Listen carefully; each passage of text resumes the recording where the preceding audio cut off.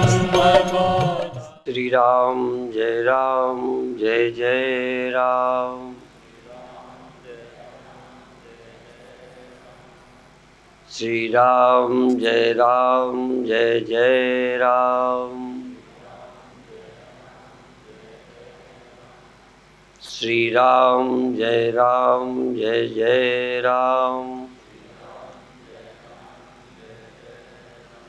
सच्चिदानंद भगवान की, सनातन धर्म की।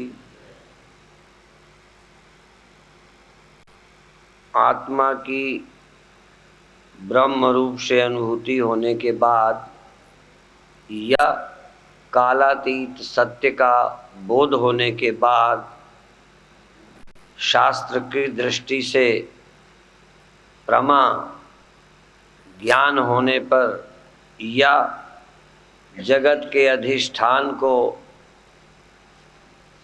जानकर व्यक्ति को फिर मुक्त होने में किसी तरह का संदेह नहीं रह जाता, अथवा मुक्त होने के लिए किसी शर्त और कंडीशन की आवश्यकता नहीं रहती कि ऐसे मरेगा तो मुक्त होगा, उस दिन मरेगा तो मुक्त होगा, मन ऐसा रहेगा तो मुक्त होगा, मन कहीं चला जाएगा तो मुक्त नहीं होगा। इस तरह की बात नहीं रह जाती। जिसको ज्ञान नहीं हुआ उसकी मुक्ति के लिए कि वह स्मरण करता हुआ मरे, संसार की चिंता छोड़कर मरे, ये सभी शर्तें, तिथियों की शर्तें, महीनों की शर्तें, ठंडी गर्मी की शर्तें, तीर्थ की और घर की शर्तें उन्हीं के लिए हैं जिनको अभी ज्ञान की उपलब्धि नहीं हुई। कबीर साहब जान करके मगहर मरने गए, जबकि ये है कि वहाँ मरने से मोक्ष नहीं होता, तो कबीर साहब जान करके अपने शरीर छोड़ने के लिए मगहर को चुना, इसलिए कि यदि मगहर में मरने से ही मोक्ष हो जाता है तो सुमिरन की और ज्ञान की आवश्यकता क्या है, या ज्ञान की कोई कीमत ही नहीं रही, वहाँ मरने की हुई। यदि मरने से ही वहाँ मोक्ष होता है तो जीवन भर कुछ करिए, वहाँ जाके मरिए, या दूसरे तीर्थ समझ लीजिए। तीर्थ में हम जाकर शरीर छोड़ें, मुक्ति हो जाएगी, लेकिन जिनको ज्ञान हो गया है उनको तीर्थ में मरने की क्या आवश्यकता। मान लो ज्ञान से भी मुक्ति होती है, तीर्थ से भी मुक्ति होती है, तो जो ज्ञान की मेहनत नहीं कर सके वो तीर्थ मरे। यहाँ तक तीर्थ में ना मरे, मानसा में मरे, तो क्या करें, उसके शरीर के फूल गंगा में ले जाएं और किसी ज्ञानी मुक्त के भी ले जाएं, मना नहीं है। पर ज्ञानी यदि पहले मुक्त हो जाए तो फूल ले जाना उस दृष्टि से आवश्यक नहीं है। एक परंपरा, एक संस्कृति की दृष्टि से ले जाओ तो कोई बुरा नहीं है।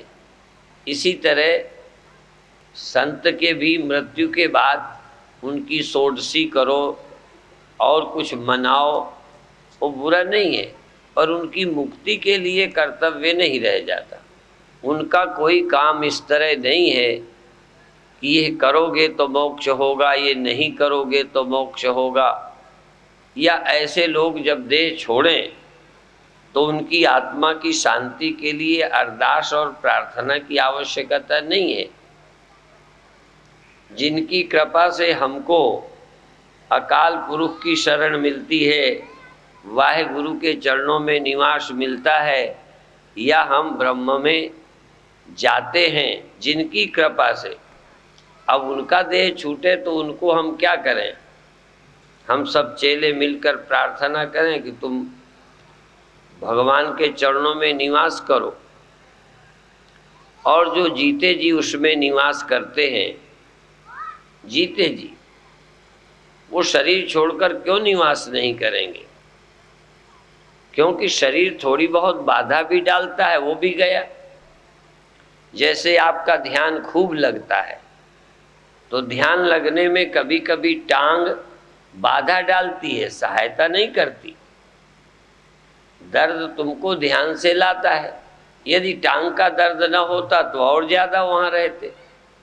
तो इसी तरह से जो भगवान में रहना जान गया, जो भगवत रूप हो गया, वह व्यक्ति भी भूख के कारण, ठंडी गर्मी के कारण, अड़ोसी पड़ोसी के दुर्व्यवहार के कारण थोड़ा बहिर्मुख हो जाता है। यदि बाहर वातावरण अच्छा हो तो और ज्यादा अंदर रहेगा, और कहीं शरीर में कोई कष्ट न हो तो और रहेगा, और शरीर ही ना हो तो हमेशा वहीं रहेगा। इसीलिए ज्ञान के बाद में शरीर न रहने पर वो फिर आता ही नहीं, क्योंकि यहाँ आने का कारण या तो मेरा शरीर था या मेरी वासना। वासना होती तो शरीर न होने पर मैं शरीर बना लूंगा। अभी देखो, आपको अध्यास रहता है तो स्वप्न में शरीर नहीं बना लेते।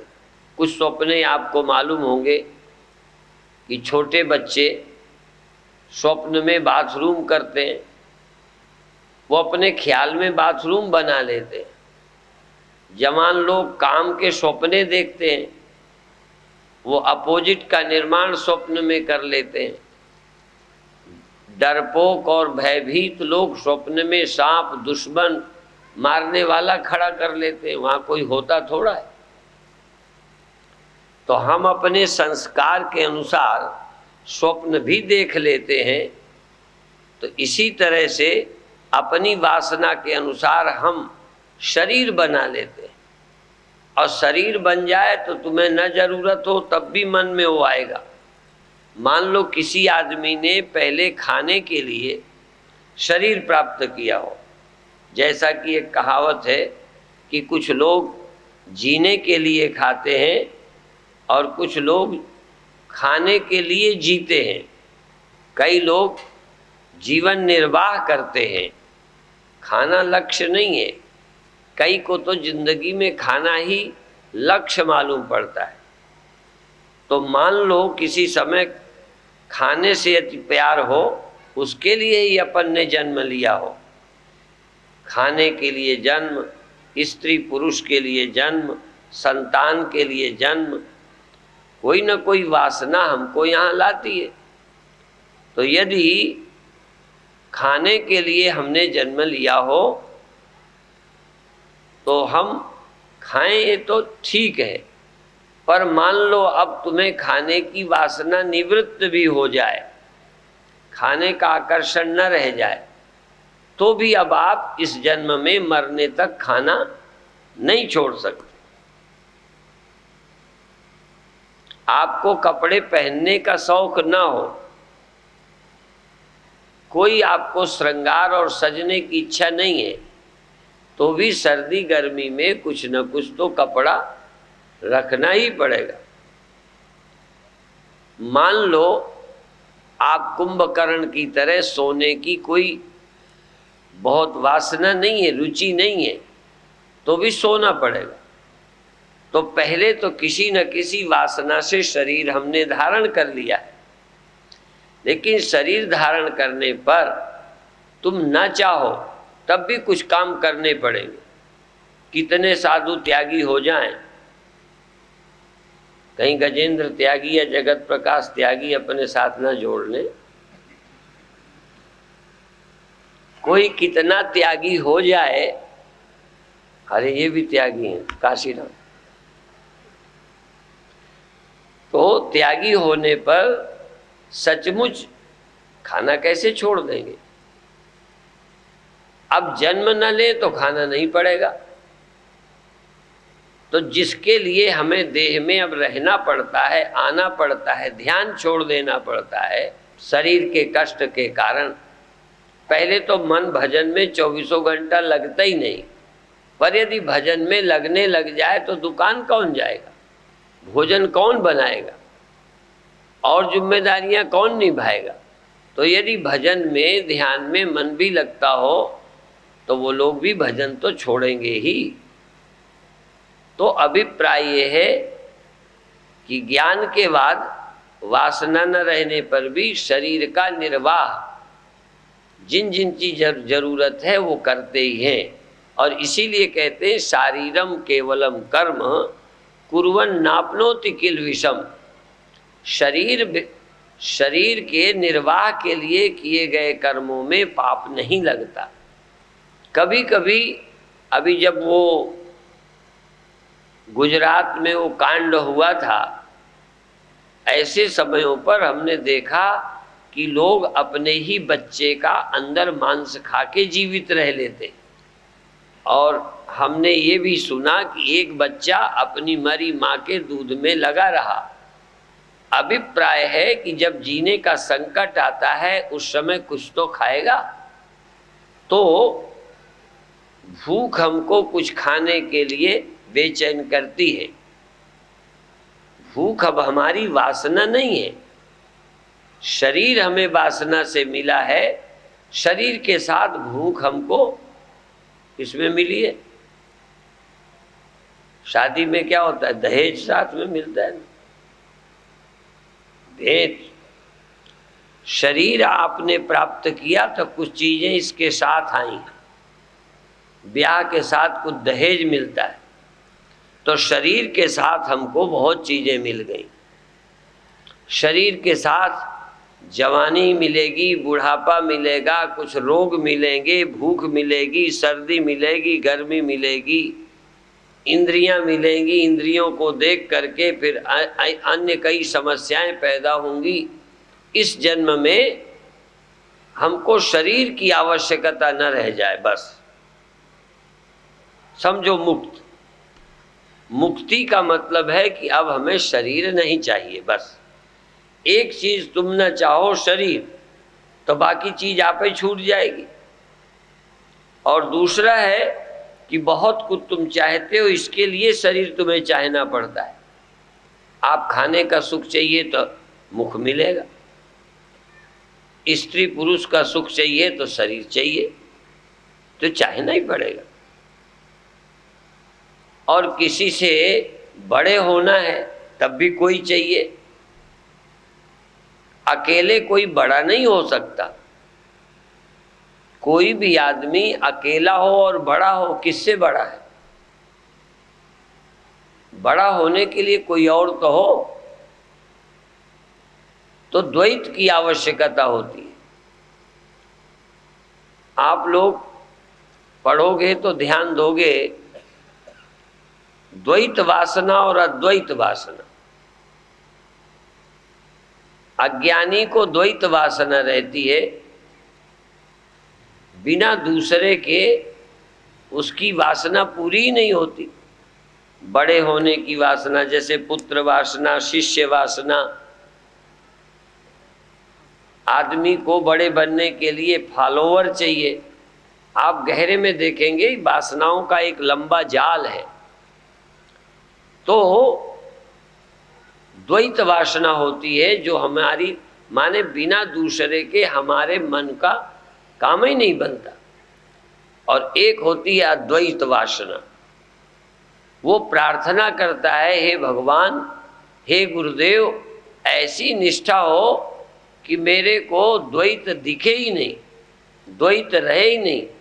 क्योंकि क्रोध की द्वैतक बुद्धि बिन, द्वैत की बिना अज्ञान।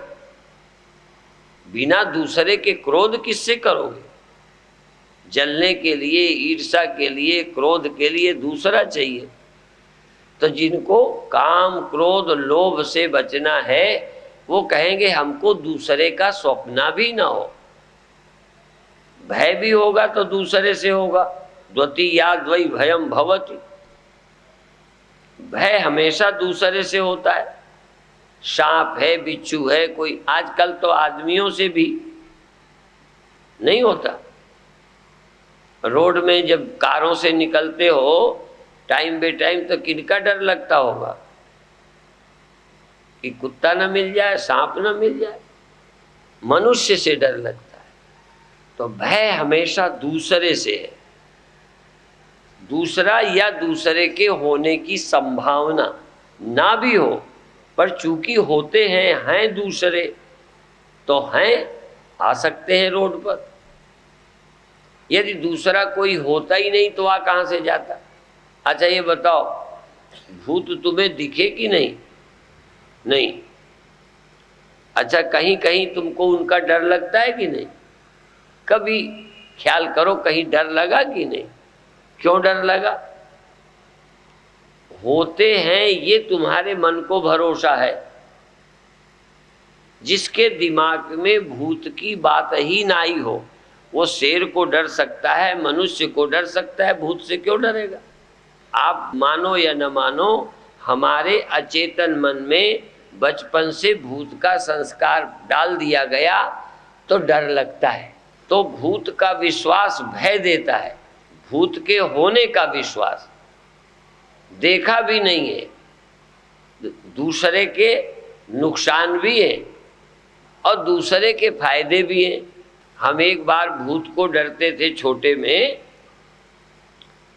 तो हमको पता था कि भाई गायत्री मंत्र जपे तो भूत नहीं आते। नदी के किनारे थे, जलती हुई आग देखी, कभी इधर कभी उधर, कभी बुझ जावे कभी जल जावे, तो लगा ये क्या मामला है। तो फिर गायत्री मंत्र पढ़ करके वो समय पार कर लिया। तो मंत्र का विश्वास, भगवान का विश्वास। एक बार एक लड़का ध्यान में बैठे तो बहुत लड़के थे, तो एक लड़का ध्यान में देखता है मैं पहाड़ी पर चढ़ गया। जैसे तुम सपने में कहीं के कहीं देख सकते हो पड़े खाट में, तो ध्यान वाला व्यक्ति भी कहीं कहीं जा सकता है, लोक लोकांतरों में जा सकता है। वो लोक लोकांतर में नहीं गया, एक पहाड़ी पर चढ़ गया। इतने में वहां एक सांप आया, इसके पैर पर लिपट गया। अब ये बड़ा घबराया। इतने में भगवान राम उसे दिखाई पड़े, आ गए। ये दौड़कर भगवान के चरणों को पकड़ लिया ऐसे। अब जब तक चरणों को पकड़े रहा, सांप काट नहीं रहा, छोड़ा भी नहीं लेकिन काट भी नहीं रहा। अब ये बड़ा प्रसन्न है, पैर नहीं छोड़ रहा। जब पूरे ध्यान का कार्यक्रम हो गया, क्योंकि वहाँ भी कई सौ लोग ध्यान में बैठे थे और वो हमारे पास था, हमारे तखत का पाया पकड़े था, वो भगवान के पैर थे उसके लिए। जब ध्यान छूटा तो हमने पूछा, तो सारा अनुभव बताया क्या क्या हुआ। तो मनुष्य को सब कुछ दिखाई पड़ जाता है।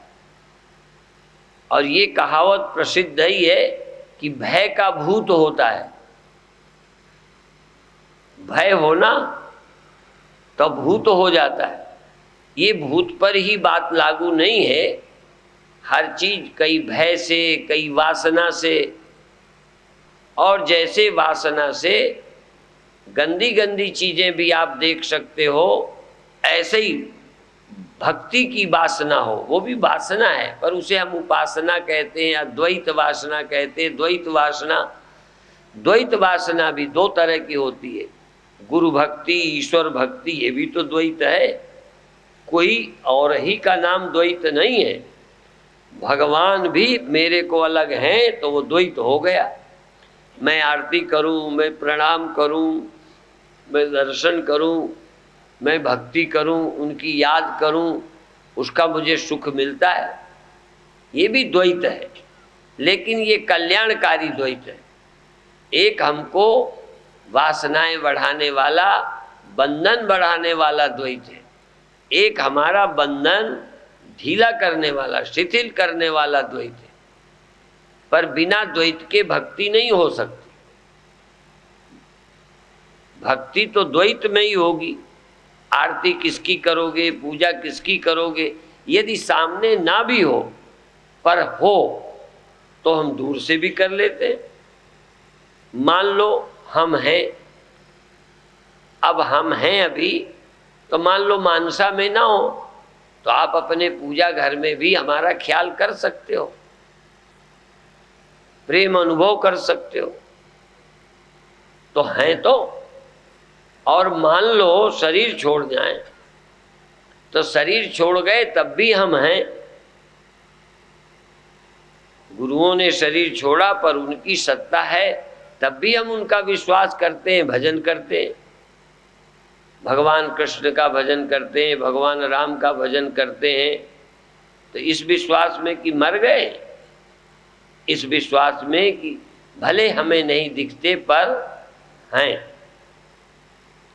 जो है नहीं उसका भजन नहीं हो सकता, जो है नहीं उसका भरोसा नहीं हो सकता, जो है नहीं वो हमें मदद नहीं कर सकता। मदद तो वही करेगा जो है। इसलिए जैसे अभी अभी मैं कह रहा था, अभी हम आपके सामने, अभी थोड़ी देर बाद हम गौशाला चले जाएंगे, आप घर चले जाएंगे, तब तुम भी हो हम भी हैं, मर तो नहीं गए। सभा से चले जाने का नाम मर जाना तो है नहीं। इसलिए अपने घर जाकर भी याद करते हैं।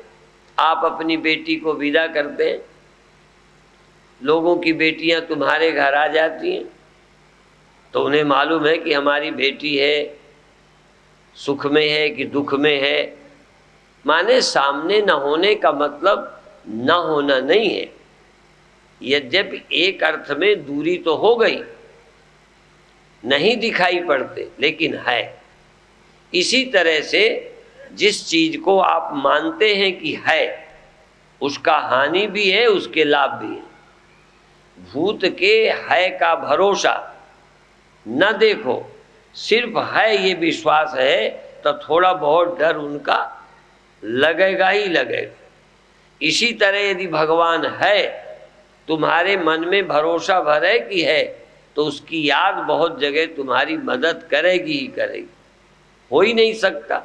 इसलिए विश्वास बहुत लाभदायक है और गलत विश्वास हानिकारक भी है।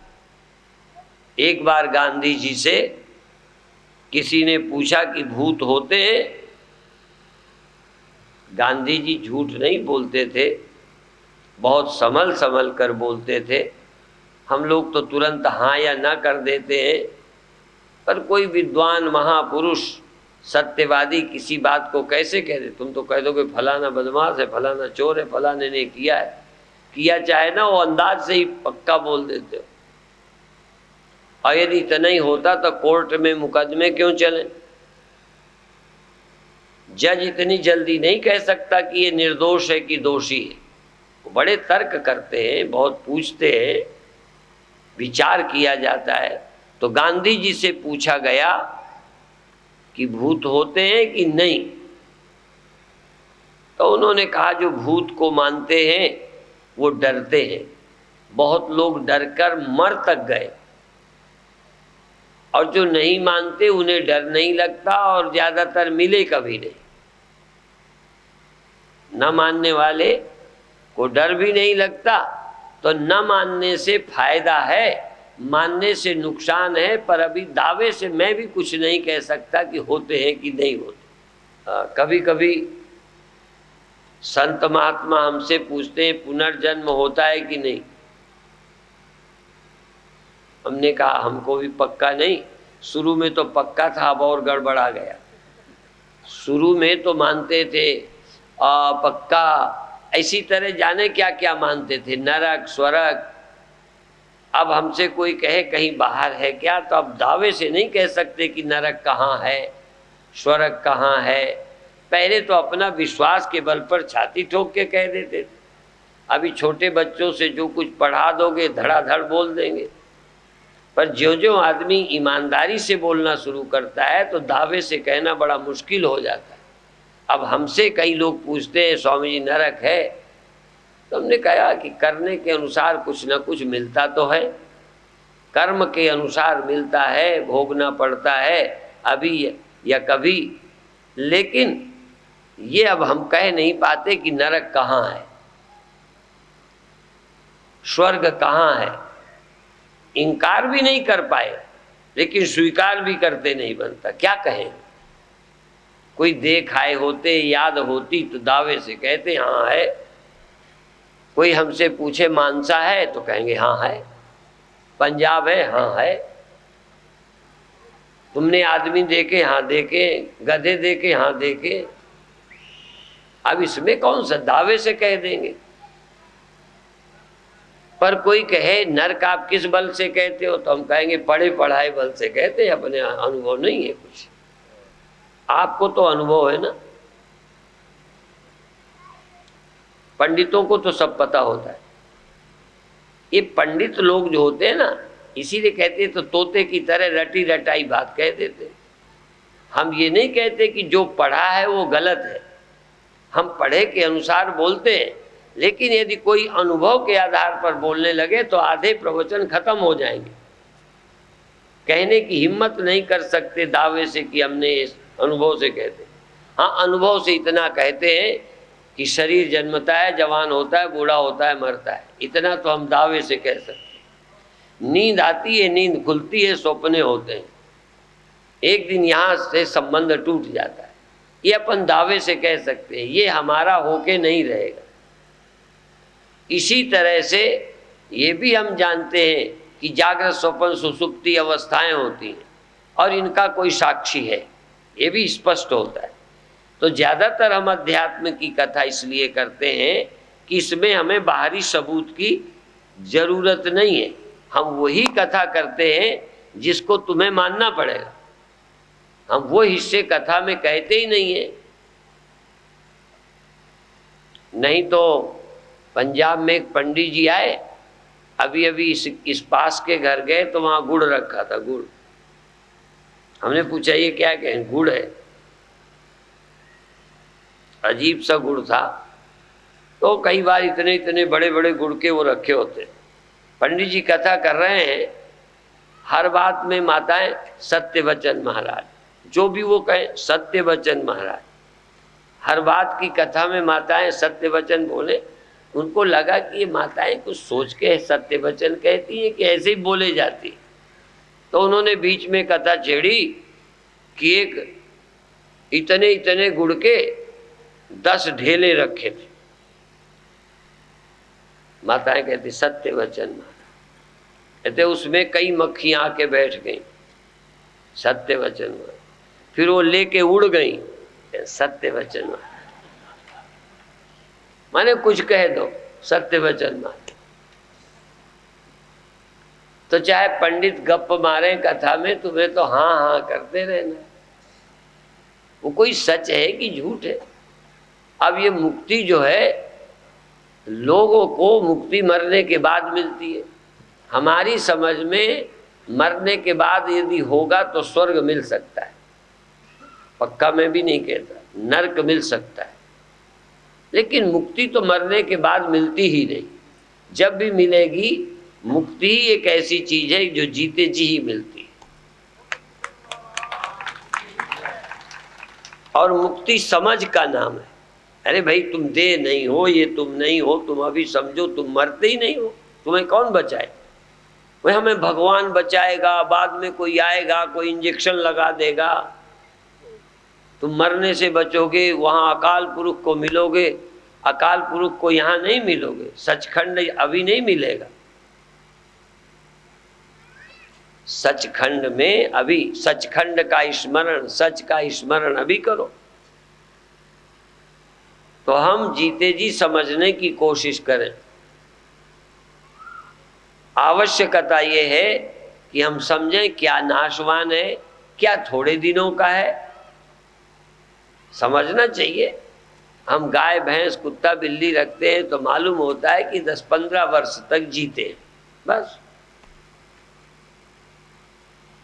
हम पहले से ही हमारे मस्तिष्क में है कि इतने दिन का जीवन है। इसी तरह कोई मकान बनाते हैं तो उसकी भी लगभग आयु होती है। सरकारें पुल बनाती हैं, इसकी आयु निश्चित होती है। इसके उसका समय होने के बाद लगभग वो पुल तोड़ दिए जाते हैं। थोड़ा बहुत बिगड़ने लगे तो फिर जान के गिरा दिए जाते हैं, क्योंकि कभी वाहन के साथ गिरेंगे तो ज़्यादा नुकसान होगा। पुरानी बिल्डिंगें गिराई जाती हैं कि वो गिरेंगे 4 लोग मरें, इसके बजाय पहले गिरा दो। तो इसी तरह से शरीर ये नष्ट होने वाला है, तो कोई बचने वाला है वो बाद में थोड़ी पता चलेगा। अभी पता चलेगा कि शरीर के नष्ट होने पर क्या नष्ट नहीं होता। ये जीव नष्ट नहीं होता, वो अभी देख सकते हो। और कौन सोता है कौन नहीं सोता है उसका ज्ञान अभी हो सकता है। और हमारा जो तादात्म्य है, हमेशा अपने सामने वाले में मैंपन होता है। जैसे मुझे अपना मुख नहीं दिखता, या तो दूसरे का दिखता है, या फिर अपना मुख मुझे शीशे में छाया की तरह दिखे।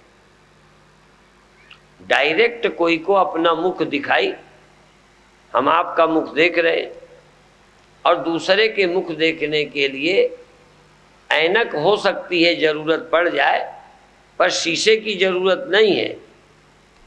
पर अपना मुख देखने के लिए ऐनक भी लगा लो, बोलो, तब भी नहीं दिखेगा। ना आँख से दिखेगा ना ऐनक से। और अपनी आंखों में लालिमा आ गई है, आंख लाल हो गई है, आई है, उसको बोलते हैं आंख आई है। रोग आया है, आंख तो आई नहीं। पर असल में आंख, जब रोग आता है तो आंख आ गई समझो। आ गई का मतलब अब आंख मालूम पड़ने लगी कि है, तकलीफ देने लगे समझो आ गई। दांत भी जब आते हैं ना, दांत को लोग कहते हैं जब आते हैं तब दुख देते हैं, और जब हाँ आते जाते दुख ही देते। आंख भी जब आती है तो दुख देती है। ये जब दुख देती है तब कहते हैं अब आंख आई है। जब तक दुख न दे क्या आया। लड़के भी होते हैं तब पता चलता है कि हाँ हुआ है लड़का। जब नाक में दम करने लगता है, समस्या बनता है, तब लगता है कि नहीं तो क्या है। शरीर भी जब बुढ़ापा आता है तब लगता है हाय। जवानी में शरीर कहीं लगता है। तो कष्ट देने वाली चीज को हम कहते हैं हाय, मालूम पड़ती। तो आंख होते हुए, ऐनक होते हुए भी कभी भी हम अपनी आंख की लालिमा नहीं देख सकते। आंख की लालिमा देखना हो, आंख की काली पुतली देखनी हो, तो आंख की पुतली कब देखोगे? जब शीशा हो। बिना शीशे के अभी आंख आपको नहीं मालूम पड़ती, दिख नहीं सकती। तो इसी तरह से हम हैं, ये तक हम बिना मन के नहीं जान सकते। देखो ध्यान रखो, आप हैं ये भी आप बिना मन के नहीं जान सकते कि हम हैं। हैं का अनुभव भी तभी हुआ जब देह था और मन था। लेकिन गड़बड़ भी है। यदि शीशे के बिना हम अपना मुख नहीं देख सकते तो फिर शीशे के धर्म भी साथ हमारे जुड़ जाते हैं। आपके किस तरफ चिन्ह है तो उधर उल्टी तरफ लगेगा, उल्टा पना। आपके दाहिनी तरफ गाल में चिन्ह है तो उसमें बाईं तरफ होगा। ध्यान देंगे तो पता चलेगा, कोई कठिन बात हम नहीं बता रहे। दूसरे आपकी आंखें उधर को हैं, जो दिख रही उसकी आंखें इधर को हैं। अब वो जो दिखाई देता है वो हिल सकता है। जरा सा ऐसे करो, ये अपनी जगह है, वो हिल गया, ऐसे हो गया, ऐसे हो गया। शीशा हिला कि वो हिल गया। तो हिलना धर्म शीशे का है। चूंकि शीशे में दिखता है इसलिए शीशे के धर्म उसके साथ शामिल हो जाते हैं। ऐसे ही, और शीशा ना हो तो दिखेगा नहीं, शीशा हो तो शीशे के अनुसार दिखेगा। इसीलिए चिड़ियों को भ्रम हो जाता है। शीशा उनके सामने भी है, बंदर के सामने भी। एक जगह मैंने देखा वृंदावन में, बंदर शीशे को बड़े ध्यान से देखे, बड़े आनंद से देखता, और हम उसको देखते रहे, उसका आनंद हम भी थोड़ा लेते रहे। तो इसी तरह से चिड़िया चोंचे मारती है। फिर शीशे के पीछे झांकती है, चूंकि उसको उधर दिखती है। जब उधर दिखती है तो इतना दिमाग उसके भी है कि वो पीछे से यूं झांकना चाहती, पर उधर कुछ नहीं दिखता। फिर इधर देखती, फिर इधर देखती, फिर चोंचे मारती। अब दिखाई देता है, पर वो ये नहीं देख पाती कि ये मेरी छाया है, मैं जैसे मुझे दिखने के लिए ये शीशा है। ऐसे ही अज्ञानी जीव, वो कोई हम तुम सब कोई ज्ञानी जीव थोड़ी है। हमारे शरीर है, हमारे मन है। यदि हमारे शरीर और मन न होता तो हम हैं ये अनुभव न करते। अभी भी मन चला जाए, सो जाए, गए, क्योंकि हम दिखने लगते हैं शीशे में, और शीशा ना हो तो हमारा दिखना बंद हो जाता है। यहाँ दिखना बंद होता है, वहाँ मालूम पड़ना बंद होता है। फर्क समझ ले। यहाँ दिखने लगना ही मेरे मुख का होना, और वहाँ मन का होना माने मैं हूँ बस। वैसे आप बिना मन के भी हैं, पर मालूम नहीं पड़ सकते कि मैं हूँ। मैं हूँ ये अनुभव आपको कब हुआ? जब देह है और मन है। और अभी मन हटा दिया जाए तो मालूम पड़ना बंद हो जाएगा। तो अब क्या करना है? मन की क्वालिटी थोड़ी चेंज करनी है, साफ करना है, शुद्ध करना है। मन ऐसो निर्मल भयो, मन को निर्मल बनाना है, सांसारिक नहीं रखना। चूंकि मैं वैसे ही हो जाऊंगा जैसा शीशा होगा। तो पहले तो शीशा ठीक करें जिससे मैं शीशे में ठीक लगूं। यह है योगाभ्यास, यह है भक्ति, यह है साधन। क्योंकि जैसा शीशा होगा वैसा ही मैं मालूम पड़ूंगा। सुखी हूं मैं, दुखी हूं मैं। आप सुखी कब होते हो? जब मन, बोलो, सुखी होता है। दुखी कब होते हो? जब मन दुखी होता है। आप हैं क्या? अभी आप मन में ही हैं जो कुछ है। आप आत्मा भी है ही नहीं। आत्मा तो है, पर आप आत्मा नहीं है। आप आत्मा के प्रतिबिंब हैं, आप आत्मा के आभास हैं, यही आप हैं। इसलिए अभी आपका भला किसमें है कि मन ठीक हो। जो मन चंगा तो कठौती में गंगा। अभी आप मन जितना ठीक रखोगे, और ये बात संत महात्माओं को भी समझने लायक है। यदि आप कभी भी परेशान हैं, दुखी हैं, तो क्यों हैं? तो मन परेशान है। तेरो मन दर्पण कहलाए, और जाने क्या भले बुरे को देखे और दिखाए, तेरा मन दर्पण कहलाए। और क्या है वो? और भी जितना कुछ होता है। आखिरी लाइन है, जग से चाहे भाग जा पगले, मन से भाग न पाए, तेरा मन दर्पण कहलाए। मन से भाग कर नहीं जा सकता। और यदि मन तुमने गंदा बना लिया तो मरो, रो, दुखी रहो, जलो, छाती जलाओ, चाहे तुम कुछ अपने को कहते रहो। यदि मन ठीक नहीं है तो चैन नहीं पाओगे।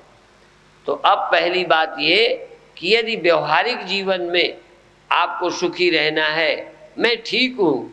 अच्छा, कभी कभी झूठ नहीं बोलना। किसी किसी शीशे को देखकर आपको लगा होगा मैं ठीक हूँ, और कभी कभी कोई शीशा थोड़ा कोई दुबला दिखा देता है। हमको तो कई जगह भ्रम होता है, और सबसे ज्यादा चिंता स्वास्थ्य की ही सबको रहती है। तो किसी किसी शीशे में जब खड़े होते हैं तो लगता है दुबले हो गए। और थोड़ा सा वो है शीशे का, कई शीशा थोड़ा बहुत ही बड़ा दिखा देंगे तब तो हम समझ जाएंगे शीशा खराब है। नहीं समझे? लंबा मुंह कर दे, बहुत आंखें कर दे तो समझेंगे शीशा ठीक नहीं है। और बहुत ही यदि धुंधला कर दे तब समझेंगे शीशा ठीक नहीं है।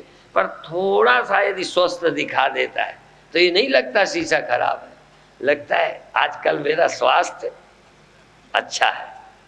हमें तो हुआ है, तुम्हें हुआ हो या ना हुआ हो। और कभी कभी शीशा थोड़ा जब ऐसा दिखता है तो लगता है आजकल थोड़ा स्वास्थ्य गिरा गिरा सा है, तो देखने का भी प्रभाव पड़ता है। शीशे से देखने पर हमारा मन खुश होता है। थोड़ी चमड़ी ठीक ठीक लगती हो तो मन खुश हो जाता है, चाहे वो शीशे की कमी ही क्यों ना हो। इसीलिए एक आध जगह मैंने देखा नेचुरोपैथी वाले 2 तरह के वो रखते हैं वेट लेने के लिए।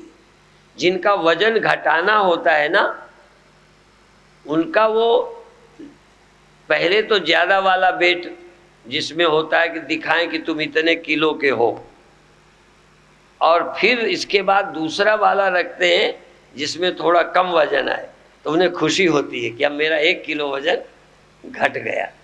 और जिनका बढ़ाना है वो तो वैसे ही बेचारे कम वाले हैं मेरे जितने, यदि 2 किलो और कम हो जाए तो उदासी आ जाएगी, तो उनका फिर वजन ज़्यादा वाला कि लगे हाँ 1 किलो बढ़े।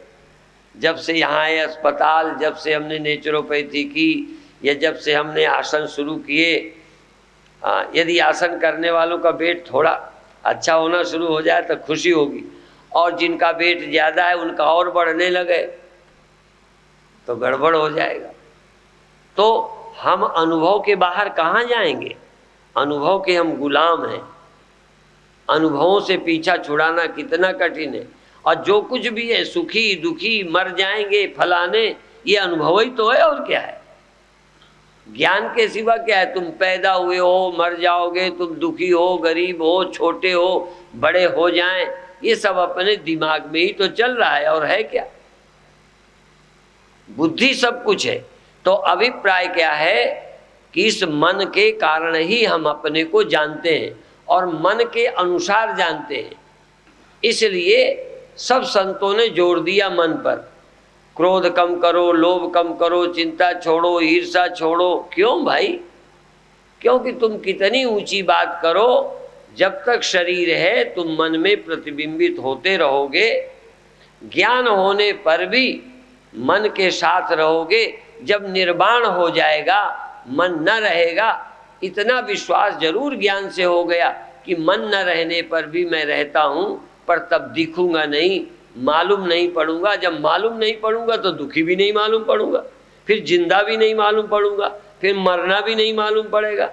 जिंदा मालूम पड़ता हूँ तभी मरना मालूम पड़ता है।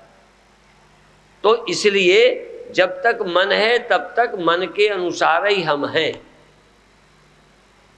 इसलिए जिनका मन अच्छा होगा, भक्त होगा, राग द्वेष रहित होगा, उनको चैन मिलेगी। ये डिप्रेशन है, चिंताएं हैं, बहुत सारे रोगों का कारण दुख है, और उन दुखों का कारण हमारी ईर्ष्या द्वेष है। मैं अभी जब विदेश गया था तो एक वासवानी सिंधी, वो काफ़ी वहाँ प्रचार करते हैं। उन्होंने सारी पुस्तकों में इसी तरह की कथाएं। कोई दुखी हुआ तो पूछा तुम्हारी किसी से दुश्मनी तो नहीं है? तो कहते हैं ये रोग इसीलिए हुआ। लंबे समय तक आपके जीवन में दुश्मनी बनी रहे तो उसका दुष्प्रभाव जीवन पर पड़ता है, हार्ट पर पड़ता है, खून पर पड़ता है। अब आप क्या चाहते हैं? जिस घर जाएं आशीर्वाद दो, आशीर्वाद दे। हमारा आशीर्वाद क्या करेगा? दिन भर तो तुम अपने को श्राप देते रहते हो, अपने जीवन को दिन रात ईर्ष्या द्वेष में जलाते हो। हमारा आशीर्वाद क्या करे? तुम अपने मन को शुद्ध करो। यदि मन में नफरत है तब भी हटाओ, देखो तुम्हारा शरीर ठीक होता है, मन ठीक होता है कि नहीं होता है। तो जो मन चंगा तो कठौती में गंगा। अब आखिरी बात क्या है कि जिस मन पर आप प्रतिबिंबित हो, जिसमें लगता है मैं हूं, फर्क समझो। शीशे में दिखता है, मन में दिखते नहीं हो, मन में होते हो, मालूम पड़ते हो कि हाँ अब मैं जाग गया, मैं सो गया था, मैं दुखी हो गया, मैं क्रोधी हूँ, मैं अशांत हूँ। बस जैसा जैसा मन होता गया तैसे ही तैसे तुम होते गए। अब ये मेरी कल्पना नहीं है, मैं योग दर्शन का सूत्र बताता हूँ, वृत्ति सारूप मित्रत्र। आप ब्रह्म ज्ञान के समय के अलावा वृत्ति सारूप पे रहते हो। वृत्ति सारूप मित्रत्र, जैसी जैसी वृत्ति तैसे ही तैसे होते जाते हो। योगश्चित्त वृत्ति निरोधा, जब चित्त की वृत्तियों का निरोध हो जाता है, उस चित्त में, चित्त की वृत्तियां जब निरुद्ध हो जाएंगी, उस चित्त में आप जैसे हो तैसे चमकते हो। एक शीशे की हालत वो है कि जैसे तुम हो तैसे मालूम पड़ते हो, बाकी शीशे के अनुसार। शीशा जाने क्या, जैसे वो हम पहले बचपन में देखते थे, एक शीशा ले तो आंखों की कतार लग जाती, देखा कभी? आंखों के ऊपर आंखें, लाइन, और मुख मुख मुख मुख, 10-15 मुख एक शीशे में अपने, ऐसे भी दिखता है। उसको फेरा शीशा बोलते हैं, फेर वाला। तो अभी तो हमारे पास जो शीशा है मान, वो फेरा ही वाला है, जब से लगाए फिर रहे हैं, और जो ये दिखाता है वही देखते रहते हैं, जैसे विराट दिखाते हैं ना, ऐसे ही। तो देखो, योगस चित्त वृत्ति निरोधा, जब मन बिल्कुल दिव्य हो जाएगा, शुद्ध हो जाएगा, उस शुद्ध चित्त में मैं साक्षी हूँ, चैतन्य हूँ, मुक्त हूँ, ऐसा अनुभव करूँगा। परंतु एक फिर कमी रहेगी कि यदि तुमने चित्त के अनुसार हो तो गए, पर यदि निर्णय अभी भी रहा कि इतनी देर से मैं ठीक हूँ, इसका मतलब चित्त ही तुम्हारा जीवन है, भ्रम नहीं टूटा। जैसे चंद्रमा का प्रतिबिंब पानी में पड़ा, पानी बहुत हिलता है, इतना हिलता है कि चांदनी भी ठीक से नहीं पड़ रही, चंद्रमा ठीक से नहीं चमकता। दूसरा चमकने तो लगा पर अभी भी हिलता है, चंचल है। अब चंचलता भी गई, पानी स्थिर हो गया, निर्मल भी हो गया, तो जैसा चंद्रमा तैसे ही प्रतिबिंबित होता है। पर अभी भी चंद्रमा खुद वाला नहीं है, वो पानी वाला ही है, और वो कभी हिल सकता है। तो भ्रम तोड़ना अलग है और मन का एकाग्र होना अलग है। तो पहले मन को एकाग्र करो, निर्मल करो, ध्यान करो। और इसीलिए मैंने कहा था कि जो करने से हो सकता है वो तो करो, और जो गुरु की कृपा से होने वाला है वो करने के चक्कर में मत पड़ो। तो मन को शुद्ध करना यहाँ तक तुम्हारी साधना है, और मन में पड़ने वाला प्रतिबिंब तुम्हारा स्वरूप नहीं है, तुम इस आभास के साक्षी हो। एक साथ ही भास हो, साक्षी और आभास। ये साक्षी और आभास दोनों एक समय होते हैं। आभास मिथ्या है, कल्पित है, तुम साक्षी हो, तुम्हारा नित्य शुद्ध मुक्त स्वरूप है। मन रहे चाहे न रहे, ये जान लोगे तो भविष्य के लिए तुम चाहोगे मन से भी पीछा छूट जाए, तो अगले जन्म में न देह रहेगा, न मन रहेगा, न तुम प्रतिबिंबित होगे, तुम केवल चिन्मात्र रहोगे, जहाँ न सत न असत, न सुख न दुख, न लाभ न हानि, न जन्म न मरण, न आना न जाना, न भ्रांति। इसका नाम निर्वाण है, मोक्ष। तो मोक्ष उन्हीं का होगा जो जागते जीते समझ गए। इसलिए देह के अनुसार मैं स्त्री पुरुष हूँ ये समझना, और मन के अनुसार सुखी दुखी हूँ समझना, ये है। इसलिए पहले जब तक ऐसा समझते हो तब तक मन में ईर्षा न करो, मन में घृणा न करो, मन के अंदर ईर्षा द्वेष क्रोध काम मत पालो। जरूरत भर के लिए खाओ पियो, जोड़ो, रहो, शरीर का निर्वाह करो, पर मन द्वारा तुम संसार से सुखी होने की आशा छोड़ दो। नहीं, वो तुमको सुखी नहीं करेगा, बल्कि बुरी आदत डालकर तुम्हें गड्ढे में और ले जाएगा। जैसे शराब पीना है तो आदत डाल दी, नहीं पीने वालों का क्या बिगड़ गया? जरा देखो, मानसा में न पीने वाले लोग भी हैं कि नहीं? बोलो, है ना? तो उनका क्या बिगड़ गया? अब पीने वालों का कुछ न कुछ बिगड़ा ही होगा, माने या न माने। शरीर बिगड़ा होगा, दुकान धंधा बिगड़ी होगी, कुछ और गड़बड़ हुई होगी, पत्नी कम से कम दुखी रहती होगी, तुम्हारा व्यवहार अच्छा नहीं रहा होगा। तो देखो, पीना अच्छा नहीं है, और शुरू में ना पीते तो उसके बिना तुम कोई बड़े बुरे लोग नहीं हो। मैं पीने वालों को फिर कह रहा हूँ, पीने वाले इतने बुरे नहीं हैं।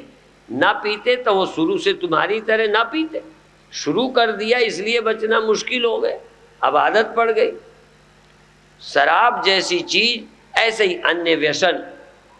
आप गंदी आदत डाल लें तो है, नहीं तो पहले के लोग चरित्र में बहुत अच्छे थे, तो क्या आज का आदमी खराब है? नहीं, छूट मिल गई है, गंदा साहित्य मिलता है, गंदा देखने को मिलता है, इसलिए हो आप। अब लेकिन छोड़ना कितना कठिन है। अब देश को चरित्रहीन, देश को चरित्रवान बनाना कितना कठिन है, पियक्कड़ों की छुड़ाना कितना कठिन है। विदेशों में मांस छोड़ने की बातें चल रही हैं, बहुत लोग छोड़ रहे हैं, उसकी बुराई समझ रहे हैं, तो देखो बाद में छोड़ना कठिन हो जाता है। तो इसी तरह से जब हमारा मन सांसारिक बन जाता है तो शुद्ध करने में बड़ी कठिनाई है। बचपन में हर बच्चे का मन शुद्ध ही रहता है, कुसंग से, घर वालों के संग से बिगड़ता है। घर वालों का संग भी कुसंग है। भले अपने बच्चे को तुम शराब पीना नहीं सिखाते, बीड़ी पीना नहीं सिखाते, चोरी करना नहीं सिखाते, पर फिर भी तुम अपने घर के संस्कार तो देते ही हो कि तुम फलानी जात के हो, तुम फला हो, तुम्हारे ये हैं वो नहीं हैं, ये तो डाला ही देते हो। क्योंकि हम डालेंगे ही, जो जैसा है वो संस्कार डालेगा ही। तुम अपने बच्चे को अपनी बोली भाषा सिखाओगे, अपने संस्कार दोगे, और करोगे क्या? सुअर के बच्चे सुअरिया के साथ रह रह के वही खाना पीना सीखेंगे, वो ना सिखाए तो करेगी क्या? जो जिसके साथ रहेगा वही सीखेगा। इसीलिए हम जिसके संपर्क में रहते हैं वो हमारे अंदर संस्कार पड़ते रहते हैं। तो आवश्यकता ये है कि आप जो आज सोचते हो कि हम हैं, ये आप हैं, ये सोचना तक शरीर और मन पर निर्भर है। नहीं, सोच नहीं सकते। केवल मन आपका बेहोश कर दिया जाए, सोचो आप हैं, सोचो आप मर जाएंगे, नहीं सोच सकते। तो जैसा मन तैसे ही तुम, जैसी बुद्धि जैसी मति तैसी गति, जैसी मति तैसे गति। तो आप अभी कुछ स्वतंत्र नहीं है। स्वतंत्र होगे जब मति के पार जाओगे, जब बुद्धि के पार चले जाओगे। और तुम बुद्धि के पार अभी भी हो, पर तुम बुद्धि के पार वाले से परिचित नहीं हो। बुद्धि में जो प्रतिबिंबित है इसी से परिचित हो, और कोई रास्ता भी नहीं है कि तुमको पहले से बुद्धि न दी जाए, पार हो जाओ। पहले बुद्धि ना होती तो तुम होते ही नहीं, तुम्हें होने का पता ही ना होता, भ्रम भी ना होता, तो पार क्या होते।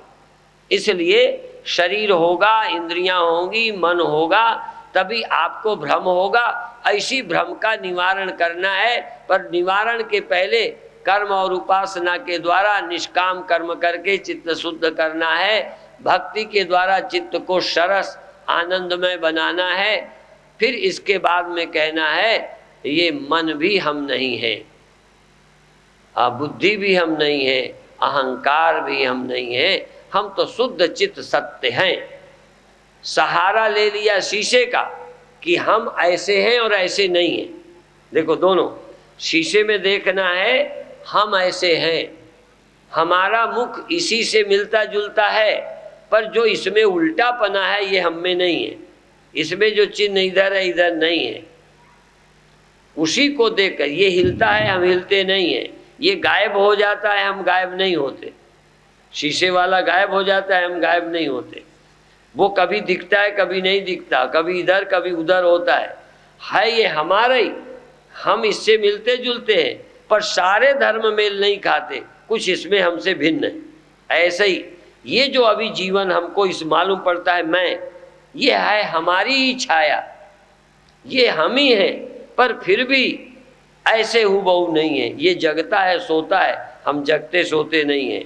ये बनता मिटता है, हम बनते मिटते नहीं हैं। ये घटता बढ़ता है, हम घटते बढ़ते नहीं हैं।